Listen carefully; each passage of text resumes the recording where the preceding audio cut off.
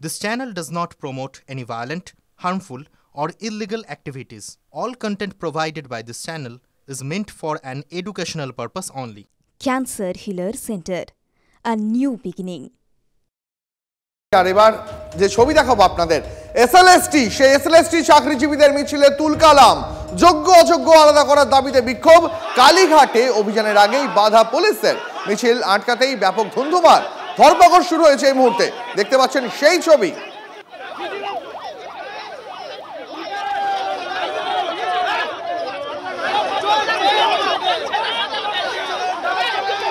ছবি ধরা পড়ছে তাতেই যে 2016 সালের যে চাকরি প্রার্থীরা ছিলেন তাদের আজকে একটা হাজরায় কর্মসূচি ছিল, কিন্তু সেই কর্মসূচি পুলিশের তরফ থেকে অনুমতি দেওয়া হয়নি, ফলে তারা মেট্রোর ময়দান মেট্রো থেকে নামতেই পুলিশ তাদের গ্রেপ্তার করে, অন্তত তেমনটাই তারা দাবি করছেন। আমাদের আন্দোলন অন্যের দুর্নীতির দায় আমাদের কেন হবে? আমরা কেন আমরা আমাদের বিরুদ্ধে কোনো রকম দাবি করছি, মুখ্যমন্ত্রীকে আমাদের সঙ্গে দেখা করতেই হবে। সমস্ত চাকরি প্রার্থীরা যোগ্য শিক্ষক তাদেরকে পুলিশ গ্রেপ্তার করে নিয়ে যাচ্ছে এবং এই মুহূর্তে চূড়ান্ত একটা ধস্তাধস্তির ছবি কিন্তু ধরা পড়ছে। পুলিশের সঙ্গে যে সমস্ত বিক্ষোভকারীরা ছিলেন, চাকরি প্রার্থীরা ছিলেন এবং পুলিশের তরফ থেকে বাস নিয়ে আসা হয়েছে এবং এই মুহূর্তে সেই ধস্তাধস্তির ছবি কিন্তু আমাদের ক্যামেরায় ধরা পড়ছে। আমরা অন্যের সরকার দুর্নীতি করবে তার দায়ে আমাদের কেন প্যানেল ক্যান্সেল হবে? কি হয়েছিল পুলিশের? আমরা মুখ্যমন্ত্রীর হস্তক্ষেপ সাক্ষাৎ চাই। 27 তারিখ থেকে লাগাতার এই অবস্থান চালাচ্ছি। রাজ্য সরকারের স্ট্যান্ড এখনো পর্যন্ত আমরা বুঝতে পারিনি। পুলিশ ধরে গাড়িতে তুললো, এটা পশ্চিমবঙ্গবাসী হিসাবে কি আপনি কি সমর্থন করেন বিষয়টা? টোটাল প্যানেলে সবাই কি দুর্নীতিভুক্ত? 27 ডিসেম্বর থেকে 6 ফেব্রুয়ারি পর্যন্ত খোলা আকাশের নিচে অবস্থান করছি, ধর্মতলা কলকাতার প্রাণকেন্দ্র। তাহলে এই বিষয়ে দিদির কি হস্তক্ষেপ করা উচিত নয়? আপনারাই বলুন। এই মুহূর্তে কলকাতা পুলিশের একটা বড় বাহিনী এখানে জমায়েত রয়েছে এবং ডিসি সাউথ তিনি স্বয়ং এই বাহিনীর নেতৃত্ব দিচ্ছেন।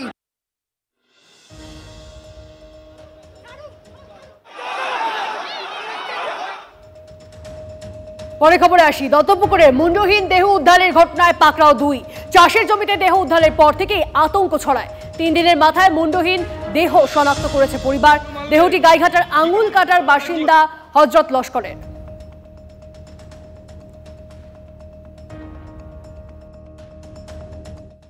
কেন মারলে? কি কারণে মারলে? কি কারণে মারলে?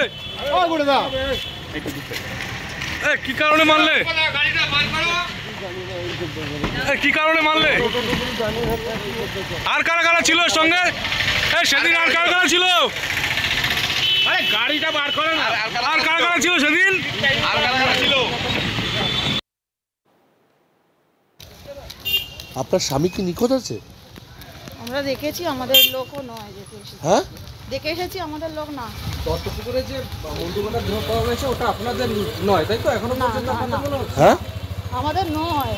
আপনি কে হন? সন্দেশ পাইনি, ঠিক আছে? আমরা সঠিক জিনিসটা জেনে আমরা প্রচার করবো, অবশ্যই আমরা সঠিকটা জেনে নিই আগে। হ্যাঁ, আমরা আগে ডিএম চেক করবে বলেছে। হ্যাঁ, কেন ওর তো মাথা নেই, আমরা কি করে বলবো আমাদের কি সঠিক? মানে ডিএনএ চেক করতে যাচ্ছে? হ্যাঁ হ্যাঁ, আজকে বলছে ডিএমএ চেকটা করবে, সঠিক ডিএনএ টেস্ট হবে। ডিএনএ আমার স্বামী হয়। ওবায়দুল কোথায় আমি জানি না। শুনেছি ওর ভাই নাকি মার্ডার হয়েছে, তাই ওর গ্রেফতার করেছে, এটাই শুনলাম।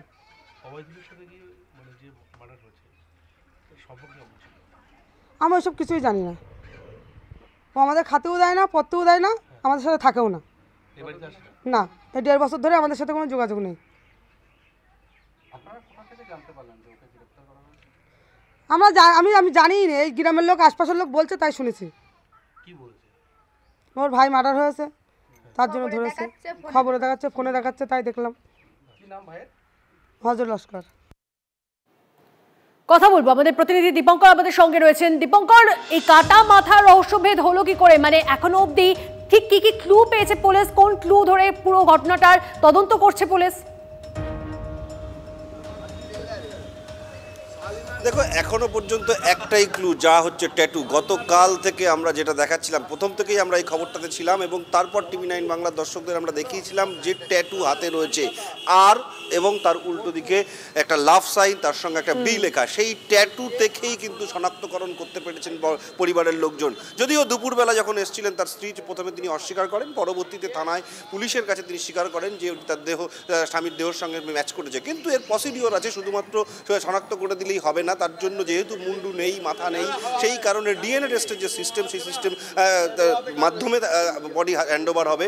কারণ ইতিমধ্যে যে দেহ পাওয়া গেছে তার নমুনা ডিএনএ টেস্টের জন্য দেওয়া হয়েছে, কিন্তু তার পরিবারের বাবা মা বা অন্য কেউ তাদের ডিএনএ টেস্ট করবার জন্য শুধুমাত্র হাসপাতালে গিয়ে স্যাম্পেল নিলেই হবে না, আদালতের মাধ্যমে নিতে হবে। এখনও পর্যন্ত আমরা যেটা জানতে পারছি, পুলিশ আজকে তার বাবা বলে যাকে চিহ্নিত হজরতের যে বাবা এবং তার ছেলে, এদের ডিএনএ স্যাম্পেল নেওয়ার জন্য আদালতে, বারাসাত আদালতে আজকে তারা পেয়ার করবেন এবং তারপর তার তারিখ পড়বে। সেই তারিখ অনুযায়ী হাসপাতাল থেকে নমুনা নেওয়া হবে, তারপর সেই ডিএনএ ম্যাচিংয়ের প্রসঙ্গ আসছে।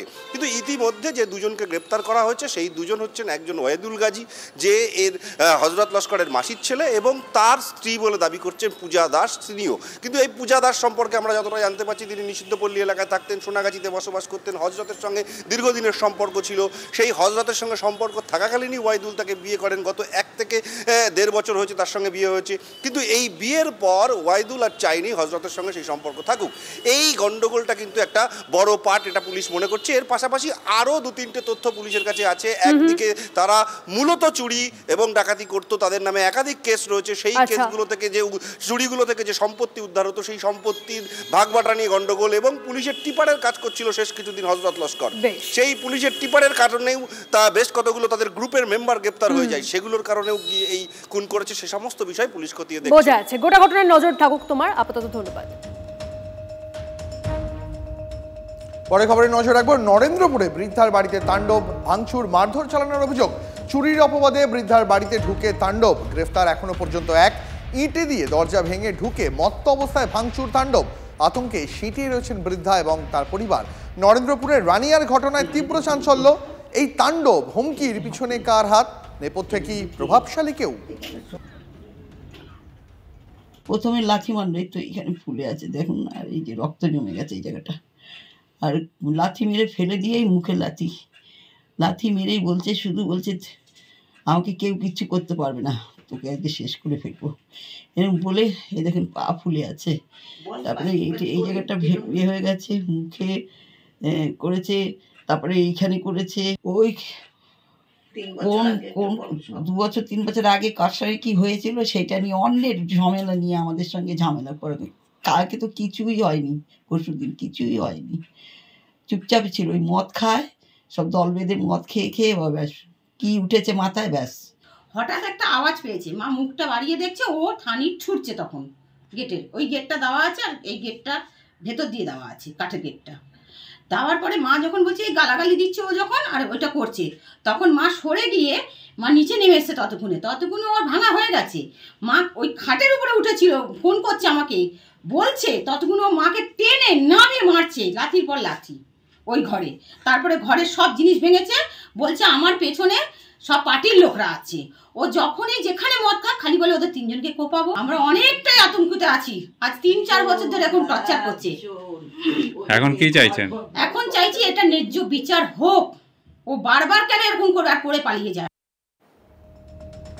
আনন্দপুরে নিখোঁজ ব্যবসায়ী দেহ উদ্ধার বারুইপুরে। বন্ধুকে খুনের অভিযোগে গ্রেপ্তার 4 বন্ধু।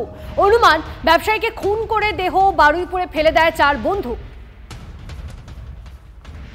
বডি মেরে 2 দিন আগে কে ফেলে দিয়ে গেছিল, 2-4 দিন আগে হবে, খুলে গেছে, একটা চেম্বারের মধ্যে ফেলা ছিল, সেটা তুলে আনা হয়েছে। আমাদের দেখাবে ডেকে নিয়ে এলো, আর এই পোস্টমর্টমটা বাইরে হাসপাতালে দিয়ে আসতে হবে, তাই এখানে দিয়ে। এই মুহূর্তে একটা বড় খবরের নজর রাখবো। খাস কলকাতায় আবার আক্রান্ত উর্দি। সরস্বতী পুজোর বিসর্জনের অশান্তি থামাতে গিয়ে আক্রান্ত হতে হলো পুলিশকে। গার্ডেন ব্রিজের এসআই এবং মহিলা সিভিক ভলেন্টিয়ারকে মারধর করার অভিযোগ।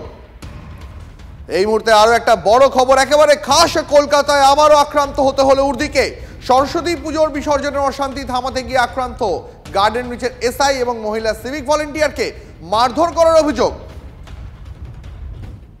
খাস কলকাতায় আবারও আক্রান্ত উর্দি। সরস্বতী পুজোর বিসর্জনের অশান্তি থামাতে গিয়ে আক্রান্ত হতে হলো গার্ডেন রিচের এসআইকে।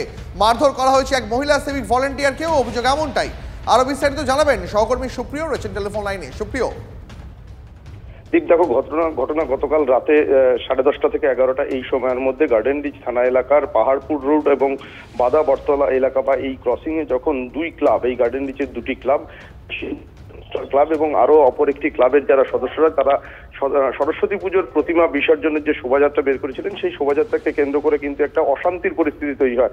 প্রকাশ্য রাস্তাতেই ব্যাপক উত্তেজনা তৈরি হয়। আর সেই পরিস্থিতি সামাল দিতে একজন সাব ইন্সপেক্টর পদমর্যাদার অফিসার এবং একজন কর্তব্যরত সিভিক ভলেন্টিয়ার, মহিলা সিভিক ভলেন্টিয়ার, তারা যখন এগিয়ে যান, যেটা অভিযোগ যে এই ক্লাবের যারা সদস্যরা যারা অশান্তি ঝামেলার মধ্যে জড়িয়ে পড়েছিলেন, সেই দুই ক্লাবের সদস্যরাই কিন্তু মূলত একজন সাব ইন্সপেক্টর এবং ওই মহিলা সিভিক ভলেন্টিয়ারকে মারধর করেন, এমনটাই কিন্তু অভিযোগ। অনেক ধন্যবাদ তোমাকে।